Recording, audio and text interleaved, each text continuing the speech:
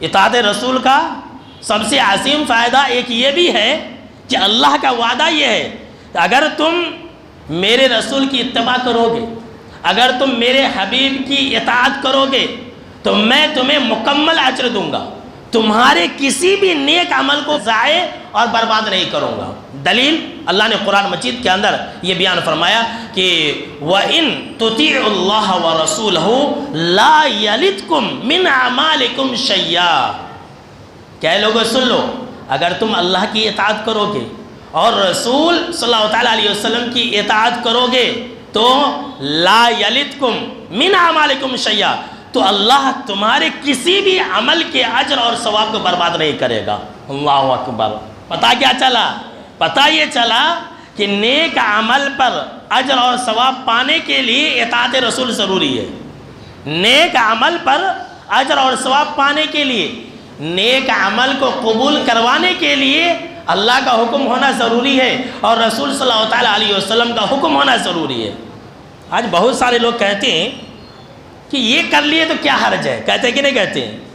یہ کر لیے تو کیا حرج ہے، مولوی صاحب کیا حرج ہے؟ حرج ہے، سن لیجئے، حرج ہے۔ حرج یہ ہے کہ اللہ ایسے عملوں کا اجر اور ثواب نہیں رکھا ہے جس عمل کے اوپر آپ صلی اللہ علیہ وسلم کا حکم نہ ہو، اور ہر وہ عمل بیکار ہے، رائے گاہ ہے، اور وہ عمل کرنے والا بھی مردود ہے، وہ کام بھی مردود ہے جس کے اوپر اللہ کا اور آپ صلی اللہ علیہ وسلم کا حکم نہیں ہے۔ کہتے ہیں کہ حرج کیا ہے، کرنے میں حرج کیا، اچھا کام ہے۔ اللہ کیا کہہ رہا ہے کہ سن لو، ہر اچھا کام میں حرج ہے اور ہر اچھے کام میں اجر و ثواب نہیں ہے۔ اسی اچھے کام میں اجر و ثواب ہے اور وہی اچھا کام ہے جس کام کے اوپر میرا حکم ہے یا میرے حبیب جناب محمد عربی صلی اللہ علیہ وسلم کا حکم ہے۔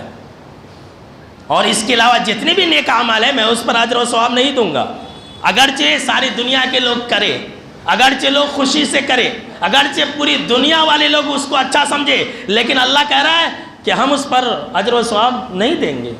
اور ایسی لوگوں کے بارے میں اللہ نے سورہ الغاشیہ کے اندر کہا ہے کہ وجوہ یومئذ خاشعہ عاملۃ ناصبہ تصلی نارا حامیہ، کہ اس دن بہت سارے لوگوں کے چہروں پر ذلت اور رسوائی چھا رہی ہوگی، اور حالانکہ وہ ایسے لوگ ہوں گے جو عمل کر کے تھک گئے ہوں گے۔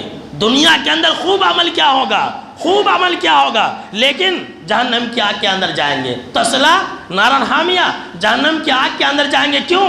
وہ ایسے ہی لوگ ہوں گے کہ جو من میں آیا کر لیا، کرنے میں کیا حرج ہے، منع کہاں ہے، ایسا کہاں ہے، ویسا کہاں ہے، ہم کریں گے، ہم جواب دیں گے۔ جواب تو یہی ہے کہ ایسے لوگوں کا ٹھکانہ جہنم ہے۔ اللہ کا وعدہ ہے کہ سن لو کہ میں انہی نیک اعمال پر اجر و ثواب دوں گا جس نیک اعمال کے اندر اللہ کی اطاعت ہوگی اور رسول صلی اللہ علیہ وسلم کی اطاعت ہوگی۔